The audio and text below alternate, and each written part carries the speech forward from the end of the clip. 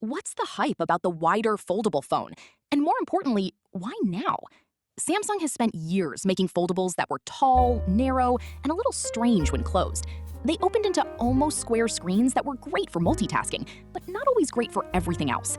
Videos had black bars, websites could look cramped, and the cover screen sometimes felt more like a remote control than an actual phone. But the Galaxy Z Fold 8 changes that. It goes wider. Shorter, wider, and more natural in the hand. Closed, it feels more like a regular phone. Opened, it feels more like a proper small tablet. And that sounds obvious now, but Google had already tried it with the Pixel Fold. Chinese brands like Oppo, Huawei, Honor, and Xiaomi had also experimented with wider, passport-style foldables. So why did the shape not become the standard earlier? Maybe it was never about the shape. Maybe it was about timing. Back then, foldables were still expensive, thick, fragile-looking, and difficult to justify. Consumers were not debating whether tall folds or wide folds were better. They were still asking, why should my phone fold at all? Now the question has changed. People expect their phones to do more.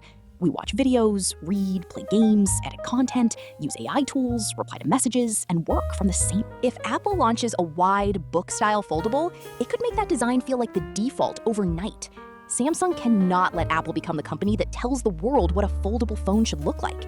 So, Samsung is moving first. This is not Samsung copying Apple. It is Samsung seeing where the market is heading and trying to define it before Apple does.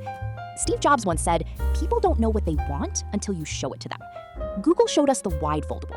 Chinese brands refined it, but Samsung may be the brand that makes it mainstream. Because great hardware alone does not move a market.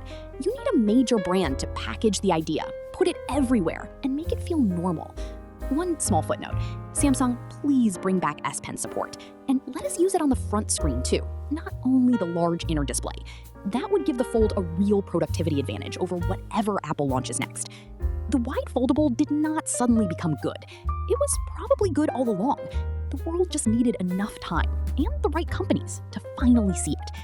If you enjoyed this video, hit like, subscribe, and tell me this.